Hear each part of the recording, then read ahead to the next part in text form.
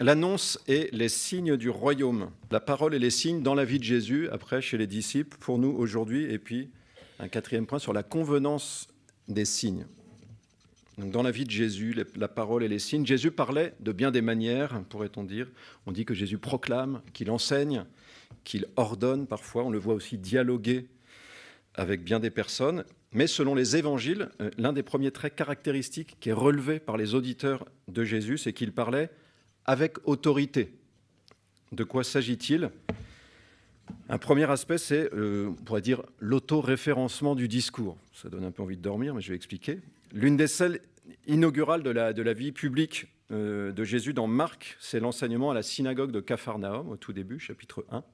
Et Marc relève l'étonnement des auditeurs face à cet enseignement. Ils étaient frappés de son enseignement, car il les enseignait en homme qui a autorité, et non pas comme les scribes. Qu'est-ce que ça veut dire ? Peut-être la version de Matthieu nous éclaire, qui relève la même chose. Quand Jésus eut achevé ses instructions, le discours sur la montagne, les foules restèrent frappées de son enseignement, car il les enseignait en homme qui a autorité, et non pas comme leurs scribes. Et ça s'illustre dans les propos qui précèdent, où Jésus a dit « Vous avez appris qu'il a été dit aux anciens, tu ne commettras pas de meurtre, et moi je vous dis, quiconque se met en colère contre son frère en répondra au tribunal. » On vous a dit cela, moi je vous dis. Donc l'autorité de Jésus vient ici pour une part du fait que, tout en affirmant ne pas abroger la loi ou les prophètes, il parle de sa propre autorité, et non pas comme les scribes qui se référaient aux autorités traditionnelles. Un tel a dit ceci, un tel a dit cela. Donc son discours est, en ce sens, auto-référencé. Mais ce premier aspect de l'autorité de Jésus n'épuise pas la question de l'autorité de Jésus, l'exousia en grec. D'une manière particulière, l'autorité qui est exercée, on pourrait dire, dans cet enseignement, joue aussi comme une autorité revendiquée, c'est-à-dire qu'il y a une position, une posture, on pourrait dire une prétention de Jésus à travers cette position d'autorité, de dire « moi je vous dis », et ça c'est au-dessus, entre guillemets, de la loi de Moïse. Et qu'est-ce qui justifie cette prétention de Jésus ? C'est là qu'il y a une deuxième direction dans la question de l'autorité. Chez Marc, le récit se prolonge immédiatement par l'expulsion d'un esprit impur chez un des auditeurs. Jésus s'adresse à l'esprit, il lui commanda sévèrement « tais-toi et sors de cet homme ». Alors l'esprit impur le secoua avec violence, l'homme, avec violence, et il sortit de lui en poussant un grand cri. Ils furent tous tellement saisis qu'ils se demandaient les uns aux autres « Qu'est-ce que cela ?»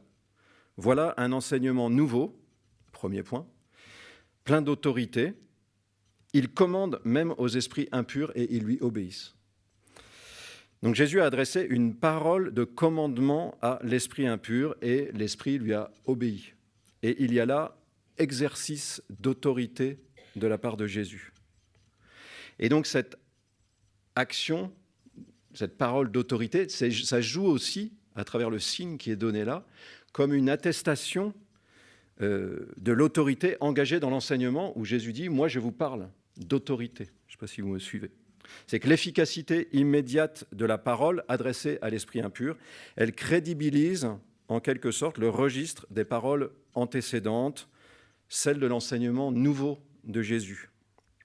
Ainsi, on peut dire que la bonne nouvelle proclamée par Jésus, le royaume des cieux est tout proche, parole neuve, voire le royaume de Dieu est au milieu de vous, dans Luc, cette bonne nouvelle proclamée par Jésus trouve dans ses actions concrètes une attestation. Jésus chasse les démons, guérit les malades, dévoile les cœurs, celui de Nathanaël, de la Samaritaine, des disciples, des pharisiens parfois. Je passe au deuxième point, la parole et les signes dans la vie des disciples. Au fil de son ministère, Jésus appelle des disciples à le suivre, puis il les envoie, mission, en avant de lui. Quel est le contenu de la mission qu'il leur donne ? Il en établit 12 pour être avec lui et pour les envoyer prêcher avec pouvoir de chasser les démons. Marc chapitre 3. En Luc chapitre 9, ayant réuni les 12, il leur donna puissance et autorité, on retrouve le mot, sur tous les démons, et il leur donna de guérir les maladies. Il les envoya proclamer le règne de Dieu et faire des guérisons. Donc l'envoi missionnaire ne se limite pas à une parole d'annonce la mission porte à la fois sur des paroles et des actions. Autrement dit, les disciples sont envoyés faire la même chose que Jésus, parler et agir. Et en vue de ces actions, chasser les démons, faire des guérisons et autres, un pouvoir et une autorité sont donnés par Jésus. Et cette perspective qui est au cœur de l'Évangile, elle s'éclaire après la résurrection, dans Marc, la finale, alors que l'envoi est renouvelé solennellement. Ça semble d'abord porter davantage sur la parole. Jésus dit « Allez, Jésus ressuscité, allez par le monde entier, proclamez l'Évangile à toutes les créatures ». Et quelques versets plus bas, cet envoi se réalise, c'est juste après l'ascension du Seigneur. Quant à eux, ils partirent prêcher partout, en tout lieu. Et l'évangéliste poursuit, le Seigneur travaillant au milieu d'eux, avec eux.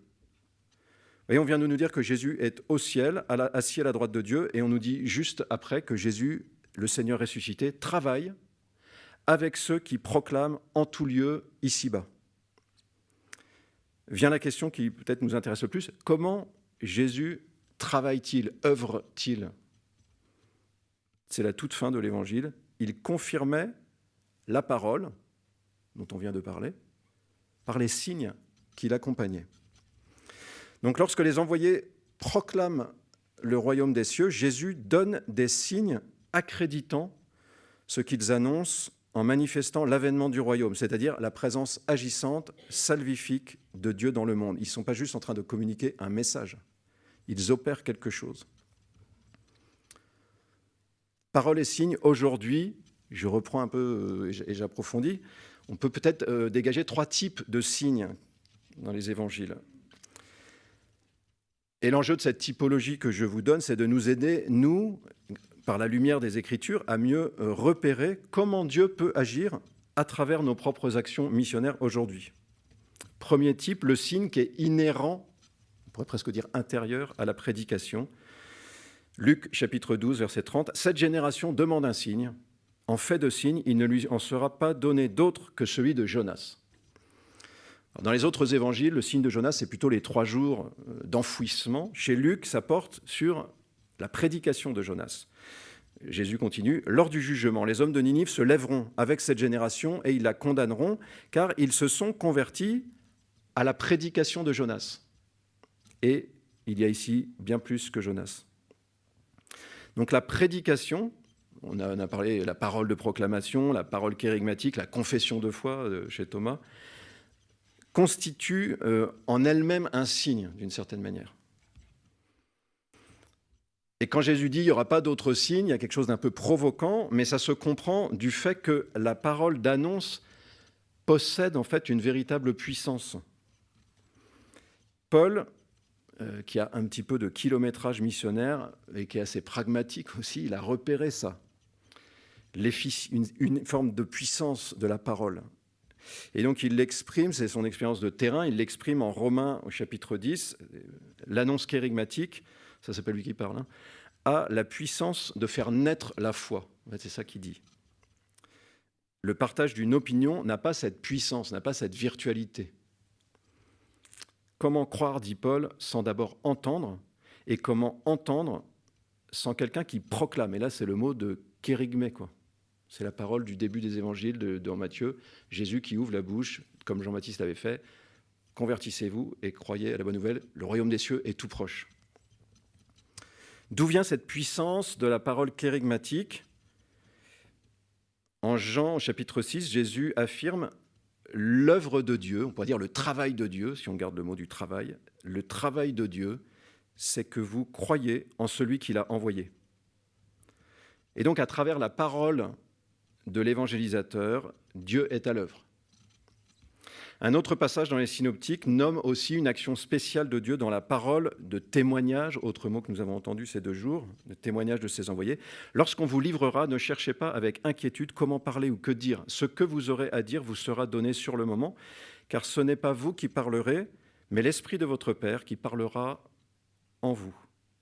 Matthieu chapitre 10, verset 19. Luc, dans le passage parallèle, relève plus précisément l'efficience de cette parole de témoignage. « Je vous donnerai un langage et une sagesse à quoi nul de vos adversaires ne pourra résister ni contredire. Alors là, on est dans un contexte de persécution où il y a à rendre compte de la foi. Mais donc, ça vaut pour le témoignage par excellence qu'est le martyr. On en a parlé dans la partie historique ce matin. Mais ça peut certainement éclairer la perspective d'un possible phénomène d'inspiration, c'est-à-dire de Dieu à l'œuvre dans tout type de témoignage au sens large. Donc, vous voyez, la parole constitue un premier signe puisque son efficience, ce qu'elle produit, manifeste déjà Dieu à l'œuvre. Et donc nous, comme missionnaires, nous avons à être attentifs à cette efficience de la parole d'annonce. Et j'allais dire, nous devons aussi nous attendre à cette puissance de la parole. Donc avant de secouer la poussière de nos sandales dans des situations de non-réceptivité, il y a à secouer l'inertie peut-être de nos cœurs qui ne s'attendent plus forcément à voir Dieu œuvrer par sa parole à travers nous. Premier type de signe, la parole en elle-même, l'efficience de la parole. Deuxième type, les signes qui sont, on pourrait dire, concomitants à l'annonce. Dans l'épître qu'il leur adresse, Paul rappelle à la communauté des Galates ce qui s'est passé lorsqu'il les a évangélisés. Il dit, mais souvenez-vous, à vos yeux ont été dépeints les traits de Jésus-Christ en croix. Un peu comme hier pendant l'exposé balthazarien, en tout cas moi j'ai éprouvé ça. Et donc, il revendique ailleurs de ne prêcher que cela. On en a parlé ce matin, un Messie crucifié. Voilà, Paul dit, c'est sa prédication. C'est le contenu, c'est son kérygme.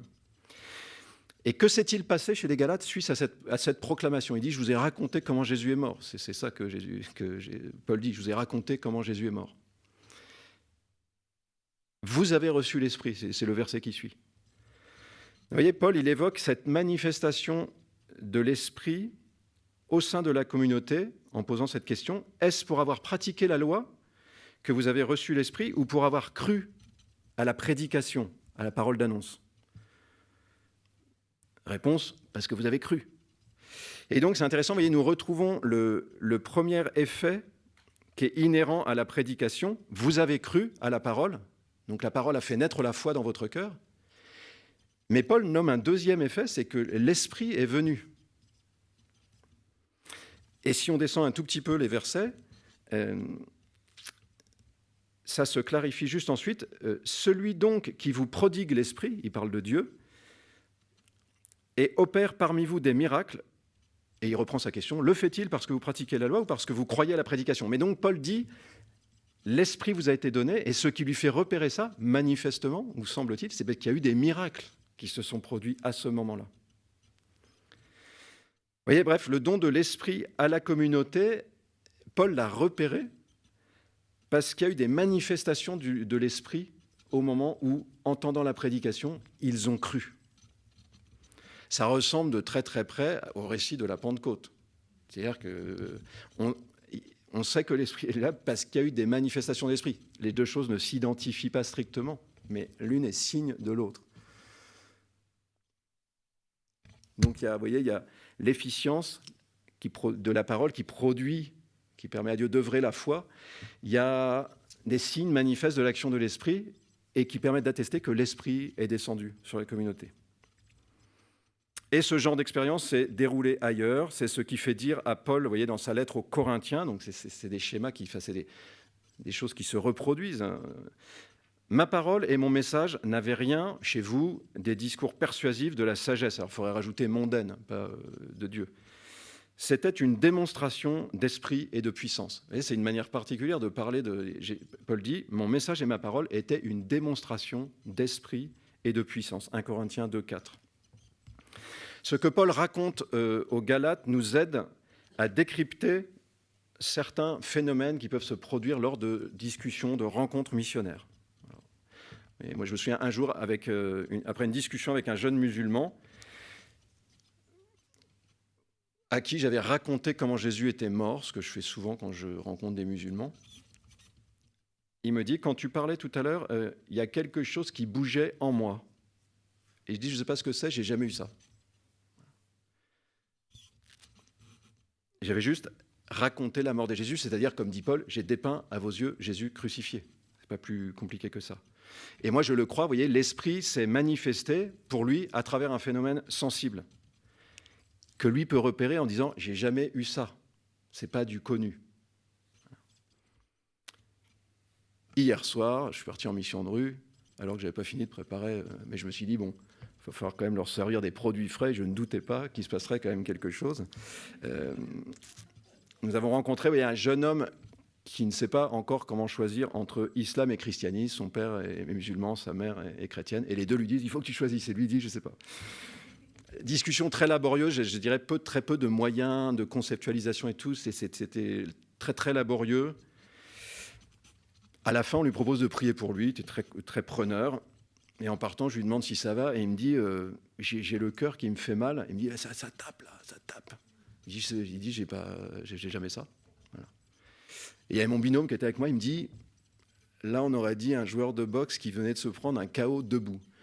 Bon, moi, j'étais un peu fatigué, je n'ai pas repéré à ce moment-là. C'est-à-dire que Dieu l'a rejoint en lui donnant un signe sensible, qui ne le contraint à rien, il en fera ce qu'il voudra. Mais vous voyez, Dieu le rejoint. C'est-à-dire, il se passe la même chose que dans Galates, quand on parle de la mort de Jésus. J'ai dépeint à vos yeux Jésus crucifié. L'Esprit se manifeste, peut se manifester. Voilà. Autre exemple de signe donné par Dieu en lien avec l'annonce, une rencontre, c'était il y a un peu plus d'1 an, avec une jeune femme hindoue dans la rue. Je vous la fais courte, après 30 minutes de bonnes discussions, etc. Juste au moment de partir, elle commençait à partir avec son cousin, elle se retourne, elle me dit, c'est bizarre, normalement, elle me dit, je ne réponds jamais à quelqu'un qui m'aborde dans la rue. Elle me dit, au moment où vous êtes approchés, c'est comme si une voix intérieurement m'avait dit, écoute ce qu'il a à te dire. Voilà. Le Seigneur travaille, et par des signes, il va permettre, vous voyez, d'attester, de confirmer la parole. Donc ce deuxième type de signes sont des manifestations de l'esprit, mais qui en quelque sorte sont indépendantes de la volonté du missionnaire. C'est-à-dire cette jeune fille, si elle ne me l'avait pas dit, je ne l'aurais jamais su. Ce n'est pas moi qui ai œuvré là. Le Seigneur confirme la parole. Troisième type, les signes qui réclament une collaboration active. En plus d'annoncer, dans ces cas-là, il va falloir, par exemple, prier pour une guérison, ou bien partager une inspiration prophétique reçue intérieurement. Au cœur de son dialogue avec la Samaritaine, par exemple, où Jésus se fait reconnaître comme Messie, il donne à cette femme un signe du type parole prophétique au sujet de ses 5 maris et de l'actuel qui n'est pas son mari. Et ça va être un élément déterminant pour la préparer à accueillir quoi ? La révélation messianique, qui est la pointe et la finale de ce dialogue avec cette femme. Je sais que le Messie doit venir. Quand il viendra, il nous dévoilera tout. Elle-même vient de faire l'expérience, et c'est ce qu'elle dira dans le village. Il m'a dit tout ce que j'ai fait. Et Jésus peut lui dire là, c'est moi, celui qui te parle. Et il dit cette parole, mais elle a reçu un signe de crédibilité de cette parole. Voilà. Donc vous voyez, lorsque nous portons la révélation du nom de Jésus-Christ, nous pouvons nous attendre à ce qu'il se manifeste comme celui qui dévoile à travers une motion prophétique.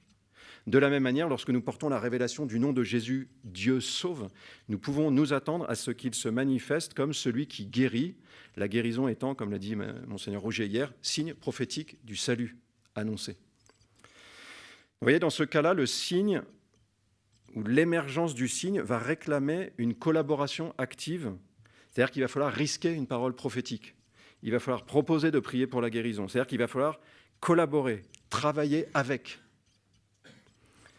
C'est cela, être fils, nous dit Jésus.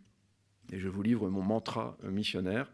Le Fils ne fait rien de lui-même, il fait seulement ce qu'il voit le Père faire. Jean 5, 20. Comme le disait Marie-Hélène Robert hier, ce qu'il y a à dire ne peut être donné que dans la prière. Et Jésus, sans cesse tourné vers le Père, on a entendu chez les philosophes de la relation, se présente lui-même comme collaborateur du Père, et nous sommes appelés, nous, à devenir fils de cette manière-là. Pas simplement en laissant le Seigneur travailler au milieu de nous, mais en étant disposés, en certaines occasions, à co-travailler, collaborer avec lui pour que l'œuvre du Père s'accomplisse. C'est-à-dire pour qu'il œuvre la foi dans le cœur de nos contemporains, moyennant la libre adhésion dont on a parlé hier matin. Je termine avec la convenance des signes, ce sera le petit débordement. Une des dispositions les plus essentielles en mission, on en a beaucoup parlé dans la partie dialogue, c'est de s'ouvrir au point de vue de l'autre. Je pense qu'on a intériorisé ça. Essayons, vous voyez, de nous mettre dans la peau du non-croyant. Jésus qui connaît les cœurs, il a cette capacité, donc il est tout le temps à la fois connecté au Père, mais il sait ce qu'il y a dans l'homme. Mais ça veut dire positivement, il sent comment les autres sentent, comment l'interlocuteur sent. Tout comme le Père, nous dit Jésus, sait de quoi nous avons besoin. Et dans le dialogue trinitaire, il semble y avoir un consensus sur la convenance d'offrir des signes aux hommes pour leur permettre d'accueillir l'inouï de la révélation. Pour le non-croyant, en quoi il convient qu'il y ait des signes pour les non-croyants? On pourrait parler d'aide à la décision. Vous voyez, je vais le dire plus théologiquement, c'est un point de levier pour l'acte de foi dans la vérité révélée. Le Concile Vatican II dit que les miracles s'adressent à l'intelligence. Je donne 3 exemples. En Matthieu 8, « Pour que vous sachiez que le Fils de l'homme a le pouvoir sur la terre de remettre les péchés », donc Jésus vient de dire une parole en disant « je te pardonne tes péchés », et ça scandalise tout le monde. Il apporte une révélation sur qui il est. « Pour que vous sachiez que le Fils de l'homme a autorité sur la terre de remettre les péchés, guérison, lève-toi, prends ton brancard, va chez toi. » Signe au service de l'accueil de la révélation sur l'autorité du Fils de l'homme, d'apporter le salut du pardon des péchés. Même chez les bons élèves, vous voyez, parce que là c'était par rapport aux pharisiens récriminants, mais même chez les bons élèves, la Vierge Marie elle-même, au moment où elle reçoit une révélation très haute, Dieu lui donne un point d'appui, même si c'est un signe qui lui est juste annoncé, mais comme c'est une bonne élève, elle arrive à s'appuyer là-dessus. Mais elle a quand même le signe de sa cousine Élisabeth. Même un autre assez bon élève, Jean-Baptiste, lorsqu'il envoie des émissaires pour dire « Est-ce que c'est toi ou est-ce que c'est pas toi? Es-tu celui qui doit venir ?» Et Jésus fait des miracles et dit « Dites à Jean ce que vous voyez. Les aveugles voient, les boiteux marchent. » Et donc, ça donne un point d'appui à Jean-Baptiste pour pouvoir accueillir la révélation de Jésus Messie. Donc, la révélation que Jésus apporte, elle est haute.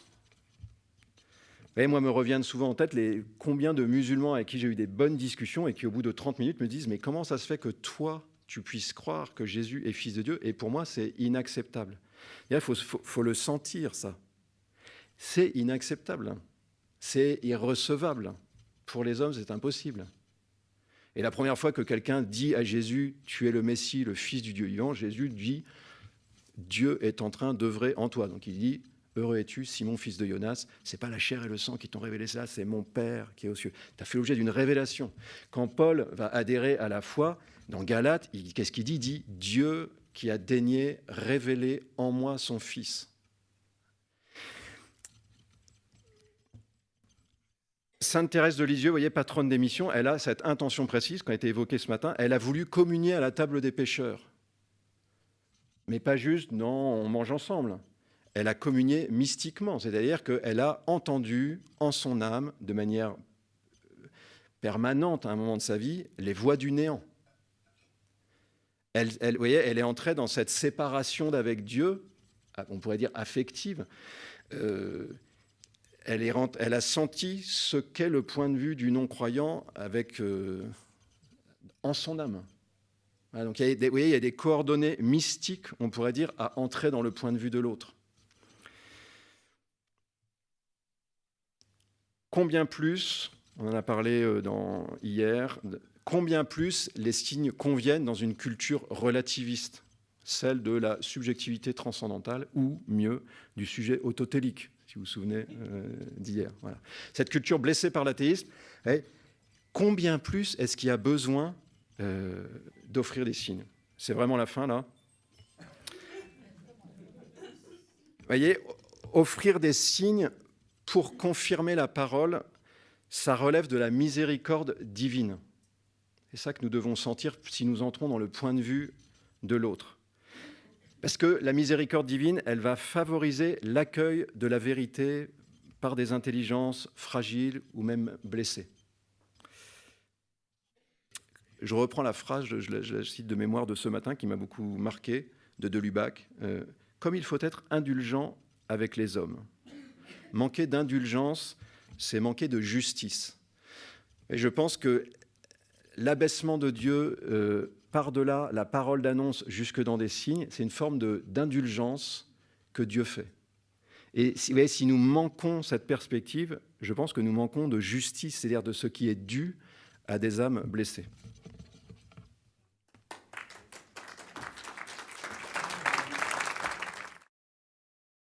Alors, première thèse, ce que Jésus annonce dans la puissance de l'Esprit, c'est la venue du royaume de Dieu.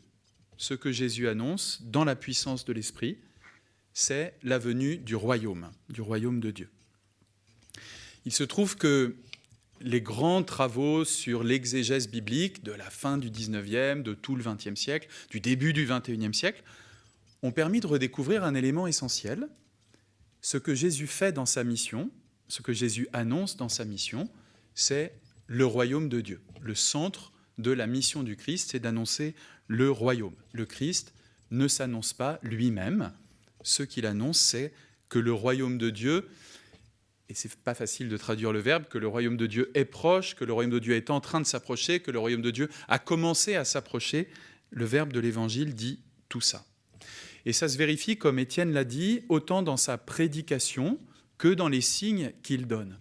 Jésus annonce le royaume de Dieu, c'est de ça qu'il parle. Il parle du royaume beaucoup plus que de lui-même, nettement plus. C'est aussi sous ce signe du royaume, le plus souvent, qu'il parle de Dieu. Et puis, ça se vérifie aussi dans les signes qu'il donne, c'est-à-dire les signes que Jésus fait sont des signes du royaume. Une partie de ces signes a une dimension miraculeuse, guérison, exorcisme, etc. Une partie des signes est d'un autre ordre. Par exemple, les repas de Jésus disent déjà quelque chose du royaume, sont déjà un événement de l'approche du royaume, un signe. Mais si Jésus annonce le royaume de Dieu, il ne le fait pas n'importe comment, ni à n'importe qui. Quand on lit le début de l'évangile de Luc, quand Jésus va à la synagogue de Nazareth, au 4e chapitre de Luc, on voit que Jésus est envoyé pour annoncer la bonne nouvelle aux pauvres. Et puis, il y a une liste qui vient après, reprenant les écrits du prophète Isaïe, les aveugles, les opprimés, les prisonniers. On peut comprendre aussi les esclaves, parce qu'il annonce une année de jubilé, etc. Et lorsque Jean-Baptiste envoie des disciples voir Jésus, les signes que Jésus leur montre sont des signes dont sont bénéficiaires les plus souffrants. Les signes n'ont pas n'importe qui pour bénéficiaires, mais à la fois les plus pauvres, ceux qu'on les vit les plus écrasés. Pourquoi c'est intéressant d'aller voir ça, en particulier dans l'annonce à la synagogue de Nazareth ? Parce que dans ce moment solennel où Jésus définit sa mission avec les mots des prophètes, dans ce moment solennel, il s'agit de voir ce que fait l'Esprit en Jésus. Jésus qui est le Christ, Jésus qui est oint par l'Esprit, dit déjà qu'on pourra vérifier sa mission, qu'on pourra vérifier la puissance de l'Esprit à ce qui se passera pour les pauvres, pour les opprimés, pour les prisonniers, pour les aveugles, etc. Autrement dit, la puissance de l'Esprit, elle s'authentifie avec ce qui se passe parmi les pauvres. Et c'est ainsi que le royaume peut être détecté. Il se trouve, et je termine avec cette première thèse, il se trouve que cette annonce du royaume, Jésus l'annonce plutôt comme une réconciliation, comme une annonce de paix, mais elle va le placer dans des conflits. Parce que annoncer le royaume aux pauvres, ça va contre la manière dont notre monde organise son pouvoir. Et ça va placer Jésus en conflit avec les puissances politiques de son temps, ça va ressortir au moment de son procès, mais aussi avec les puissances religieuses de son époque. Autrement dit, l'annonce que Jésus fait du royaume va trancher avec l'exercice ordinaire du pouvoir parmi nous. Donc, je termine ainsi avec cette première thèse. Ce que Jésus annonce dans la puissance de l'Esprit, c'est la venue du royaume, et elle se reconnaît à ce qu'elle se fait parmi les pauvres. J'ai parlé de Jésus, j'en viens à une deuxième thèse qui nous concerne, nous. Du coup, par conséquent, nous ne pouvons discerner la venue du royaume qu'avec les pauvres. Sans les pauvres ou loin des pauvres, la venue du royaume n'est pas discernable. Il se trouve que dans les évangiles, les pauvres ont, on pourrait dire, une double manière d'être situés par rapport à la venue du royaume.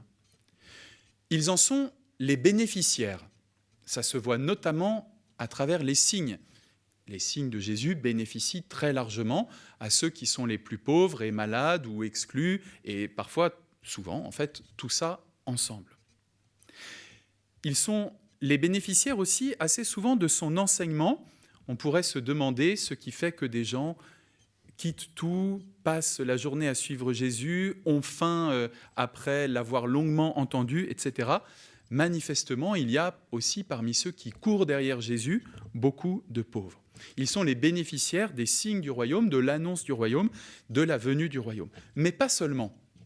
Et je voudrais insister sur le deuxième aspect.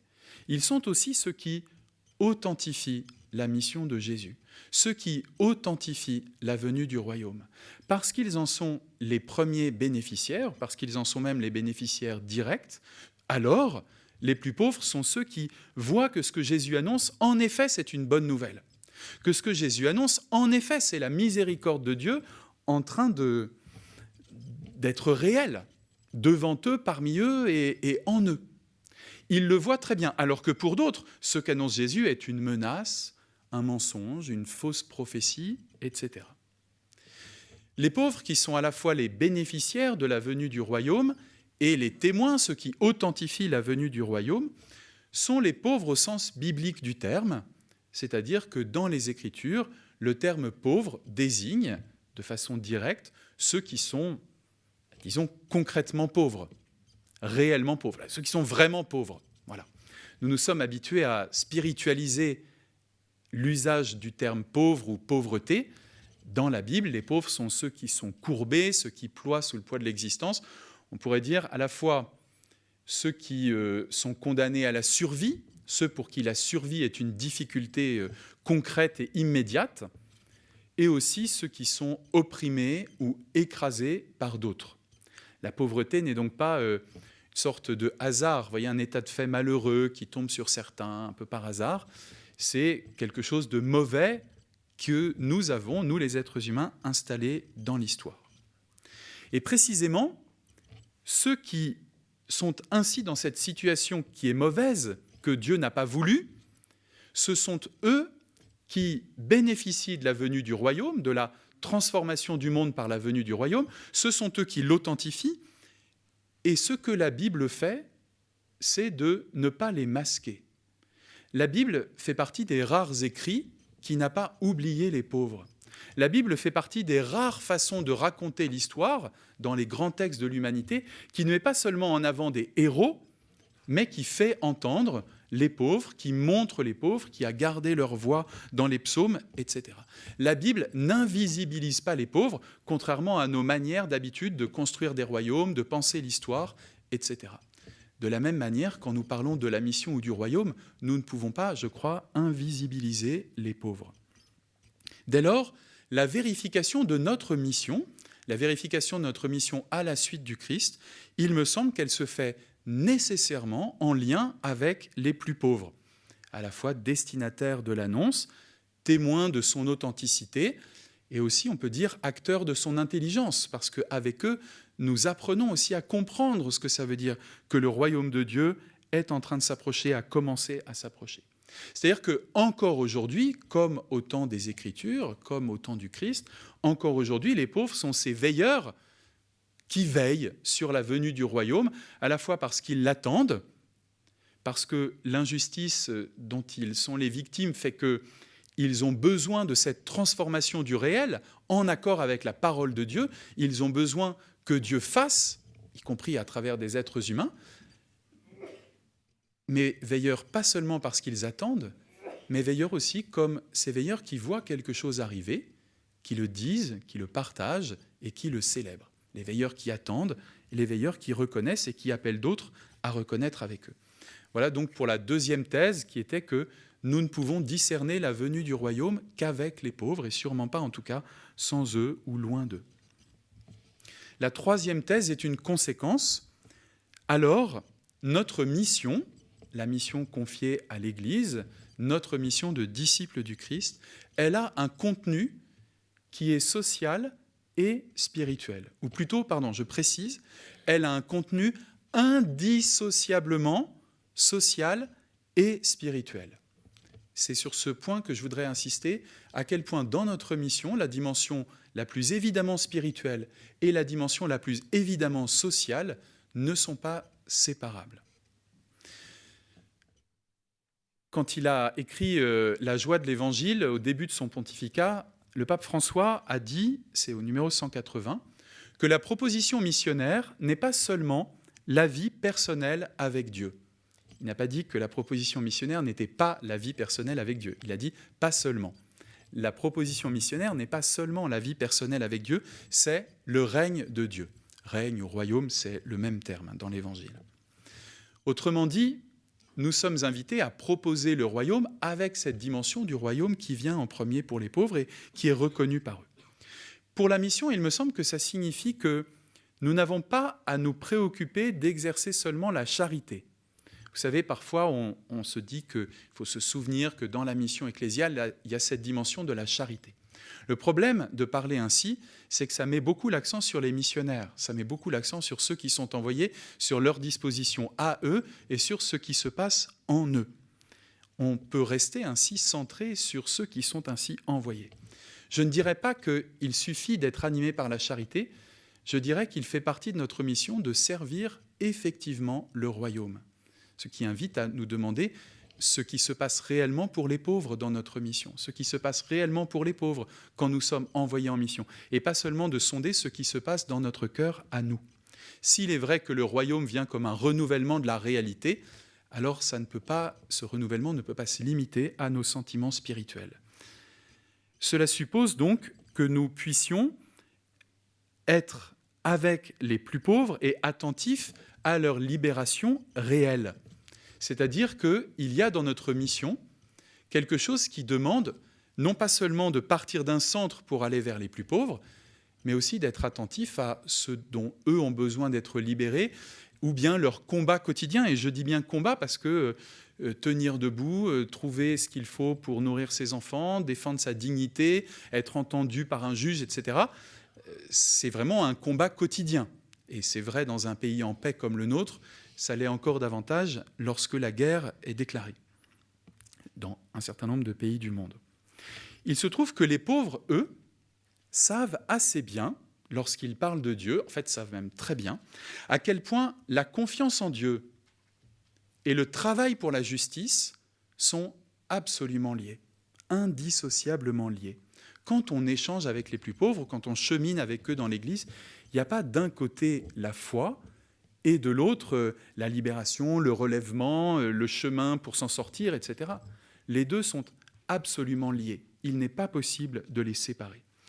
Dès lors, la mission en parole et en acte, et ça a déjà été bien dit, va nécessairement en un seul mouvement. Mais ça veut dire que le travail pour la justice et pour la fraternité n'est pas un ajout à notre mission, n'est pas un plus de notre mission. Le travail pour la justice ou la fraternité n'est pas une version laïcisée de notre mission, c'en est une partie constitutive. Non pas juste à cause du monde dans lequel on est, mais aussi à cause de la manière dont le Christ annonce le royaume et en donne des signes. Notre mission, donc, a un contenu, c'est ce que je disais pour cette troisième thèse, indissociablement social et spirituel, au point que, je crois, l'un est dans l'autre et réciproquement. L'intensité de notre vie spirituelle se traduit sans doute assez bien par ce qui advient aux plus pauvres, et à l'inverse, dans ce qui advient aux plus pauvres, nous découvrons quelque chose de l'œuvre de Dieu dans notre monde qu'on ne découvrira pas ailleurs. Il me semble qu'on pourrait caractériser notre manière de nous situer comme une mission à la fois avec les pauvres et contre la pauvreté. Avec les pauvres et contre la pauvreté. Et pas l'un sans l'autre. Si on est avec les pauvres sans être contre la pauvreté, ce qui est une tentation possible, alors on risque de s'émerveiller des échanges de paroles avec les plus pauvres sans être attentif à ce qui se passe réellement en termes de libération, à ce que la venue du royaume change de la réalité. Mais à l'inverse, si on veut simplement se battre contre la pauvreté sans être vraiment avec les pauvres dans cette mission, alors nous risquons d'écraser les personnes pauvres sous nos bonnes intentions. Notre mission, donc, a ce contenu indissociablement social et spirituel, à la fois avec les pauvres et contre la pauvreté. J'en viens à ma 4e et dernière thèse. Alors, il me semble que la présence des pauvres est un critère décisif pour authentifier notre mission. Notre mission ne s'authentifie pas seulement avec ce qui se passe en nous, notre mission ne s'authentifie pas seulement par ce que les autres nous en renvoient, elle est authentifiée, me semble-t-il, par la présence des pauvres, c'en est un critère nécessaire. C'est donc même un critère de notre vie théologale, de la vie de l'esprit en nous. Est-ce que les pauvres sont là avec nous? Et nous, est-ce que nous sommes avec eux? Ça me semble un critère très important pour distinguer entre la puissance de l'Esprit Saint, la réelle puissance de l'Esprit Saint, et l'exercice de notre puissance à nous, la réussite de nos stratégies à nous, ou bien aussi une manière d'annoncer l'Évangile qui se ferait selon les puissances de ce monde, en accord avec la manière dont le pouvoir et la réussite s'exercent en ce monde. Le fait que les plus pauvres soient avec nous me semble une assez bonne manière de vérifier que c'est bien la puissance de l'Esprit Saint qui est à l'œuvre. Ça nous permet de ne pas identifier, en tout cas, notre puissance ou notre réussite à la puissance de l'Esprit Saint. C'est évidemment difficile, parce que par définition, les plus pauvres échappent à nos catégories. Par définition, les très pauvres, non seulement ils ne rentrent pas dans nos cases, mais en plus, ils les cassent, nos cases. C'est-à-dire qu'on n'a jamais complètement rejoint le plus pauvre, on est toujours en chemin vers lui. Sinon, on court le risque de cheminer seulement avec les moins pauvres des pauvres. Vous savez, une forme de la crème des pauvres. Voilà. Il y a un enjeu, me semble-t-il, à garder ouvert cette tension vers les plus pauvres. C'est difficile que notre mission soit effectivement vérifiée par la présence des plus pauvres. C'est quand même pas impossible. C'est quand même pas impossible. Je trouve qu'il y a un certain nombre de signes dans notre Église qui le montrent. La vie de paroisse dans des quartiers populaires ou très populaires, de façon souvent extrêmement simple.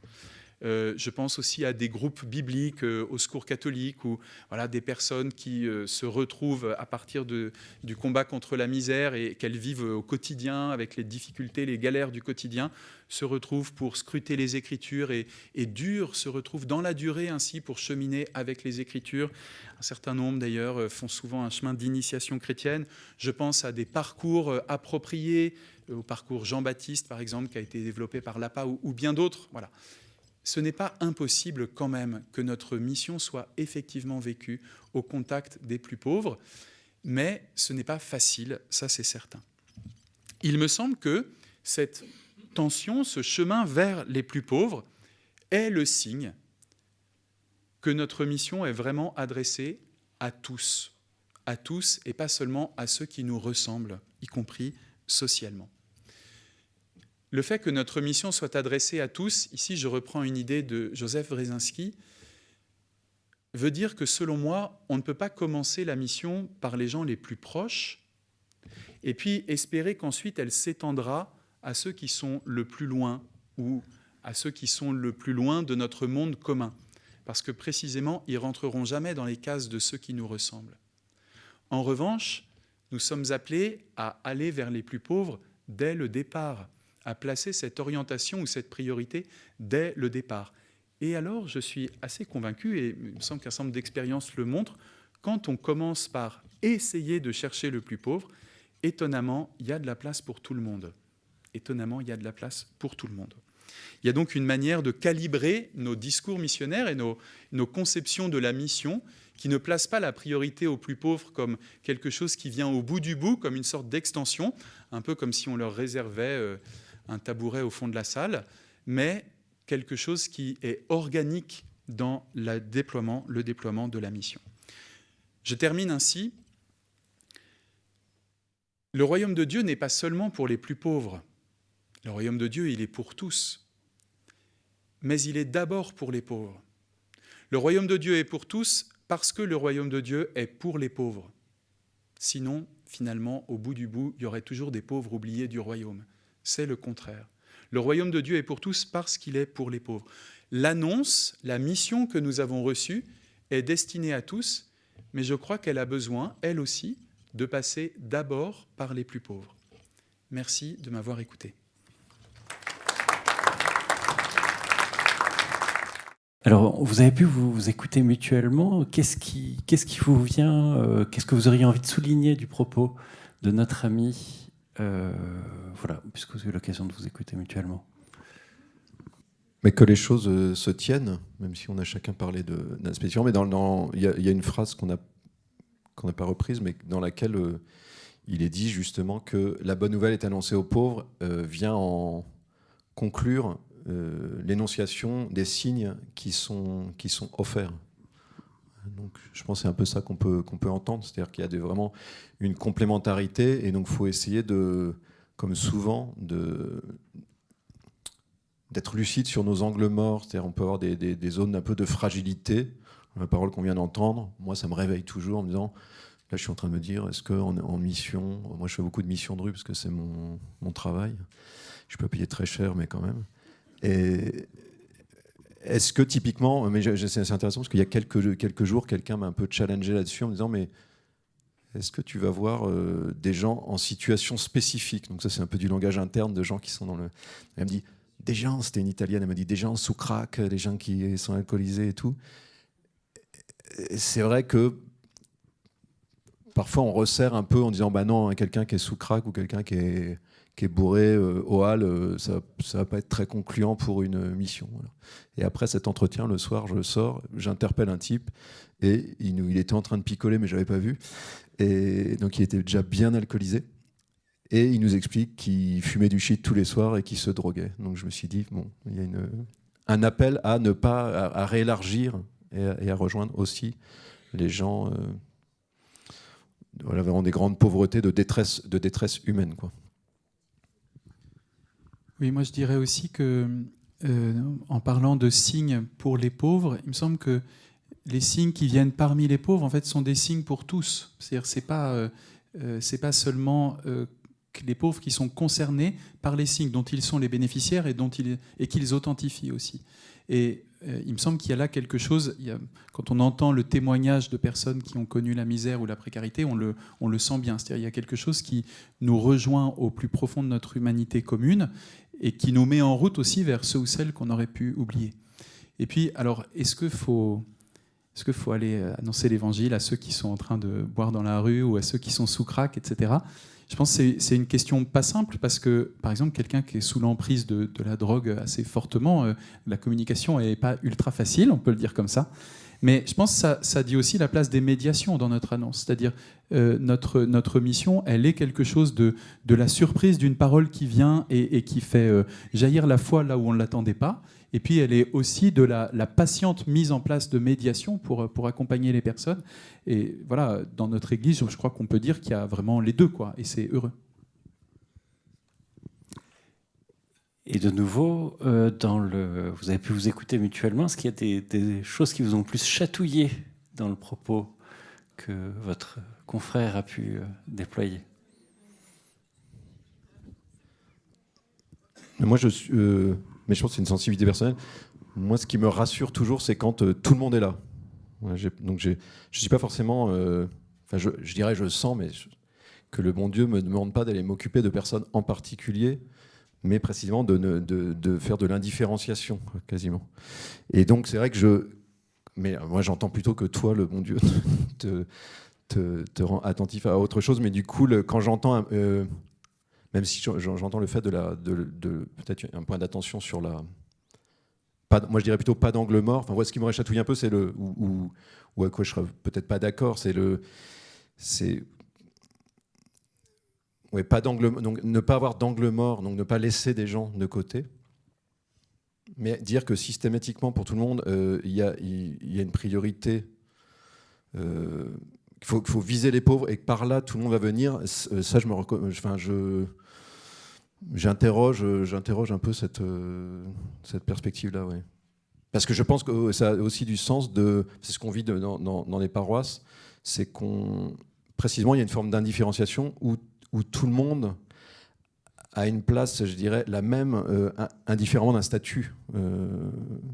Voilà, l'image qui me vient, c'est pendant le Covid, la procession du Vendredi Saint, dans une paroisse, comme tu évoquais, assez populaire dans le 13e arrondissement, et où les gens arrivaient 2 par 2 et s'agenouillaient.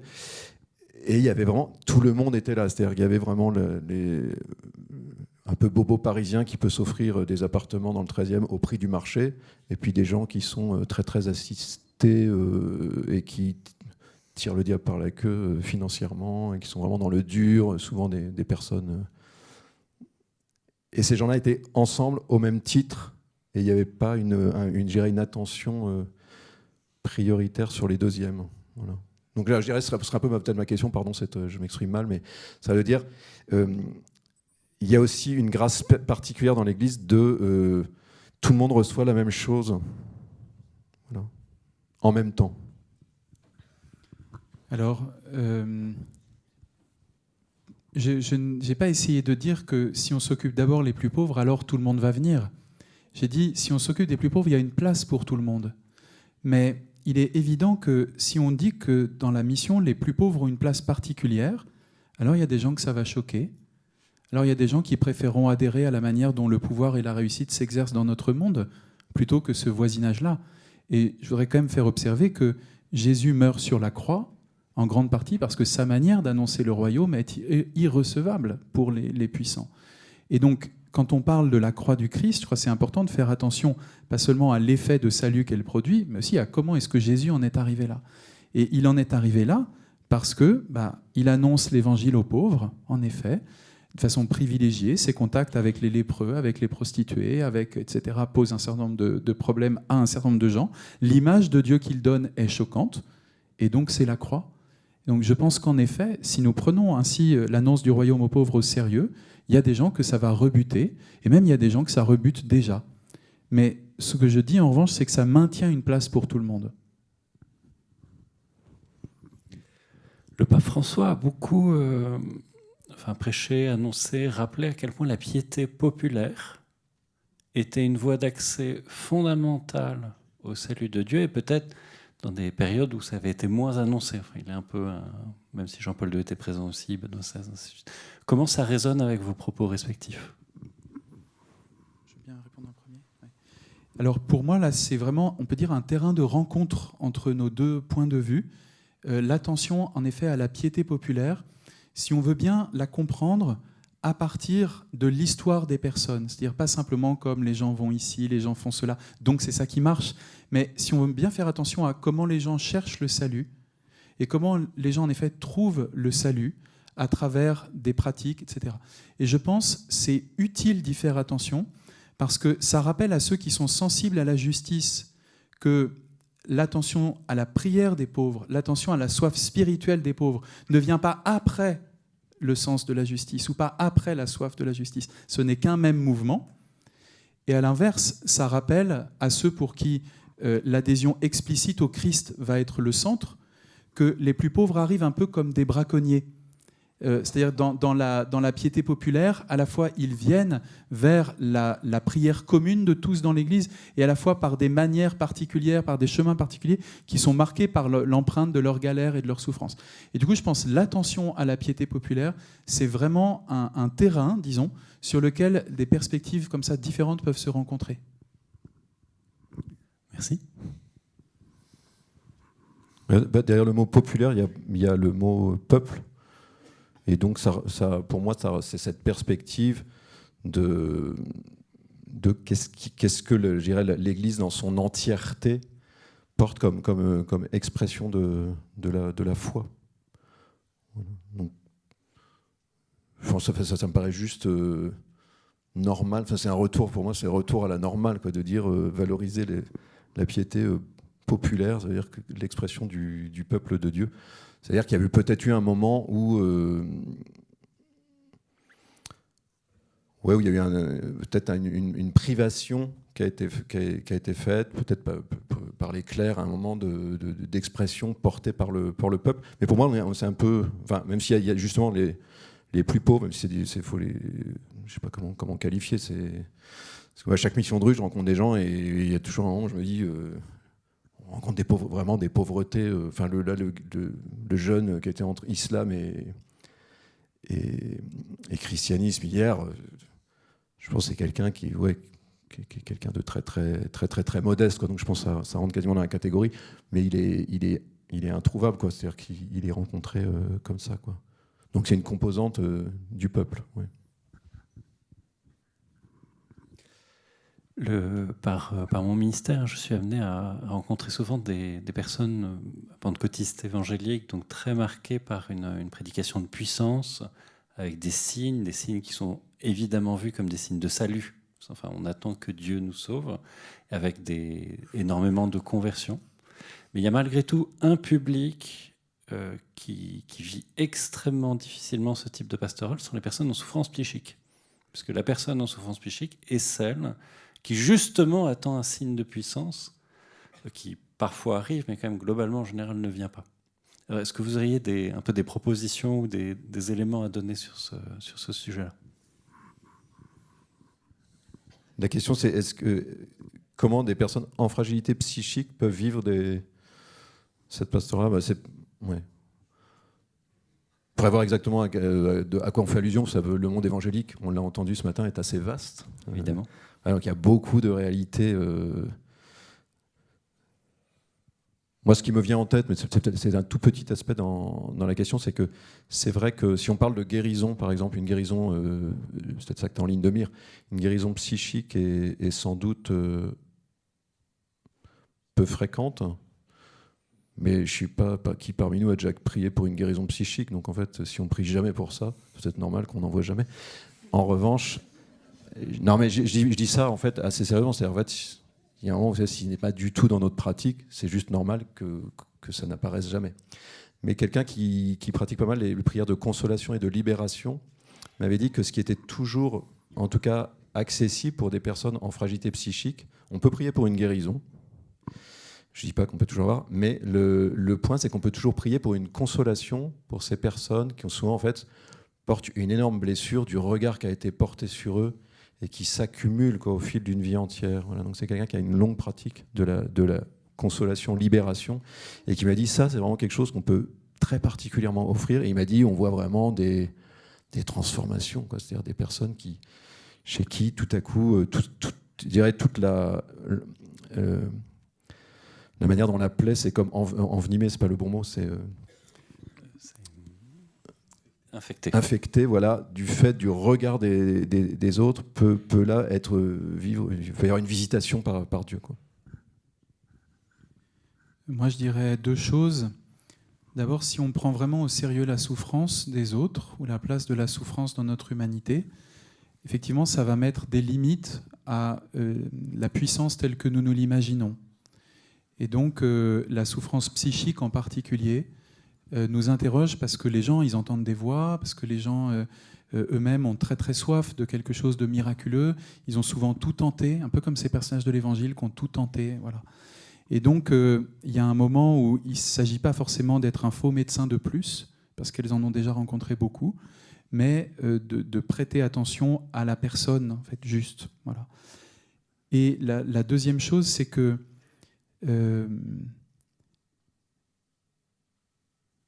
dans la souffrance psychique, il me semble qu'on est mis au défi des signes du royaume qui précisément ne sont pas miraculeux. Les repas de Jésus, comme je disais tout à l'heure, font aussi partie des signes du royaume. Le compagnonnage de Jésus avec les gens, sa patience avec les gens. Il faut quand même penser qu'il y a un moment où il doit monter dans une barque parce que sinon on va le noyer, parce qu'il y a tellement, les gens viennent tellement. Voilà. Donc cette patience de Jésus, son sens des repas, la miséricorde qui fait enseigner et donner le pain, etc. Cette attention-là du Christ qui passe par les relations qu'il entretient avec les personnes, eh ben, il me semble que ça nous rappelle que dans les signes du royaume, il y a aussi tout simplement la relation, ou que le plus vrai des charismes, et celui qui les résume tous, comme dit Paul, c'est la charité. Je crois que les personnes en souffrance psychique, elles nous font vraiment nous tenir à cet endroit-là. la charité, la relation.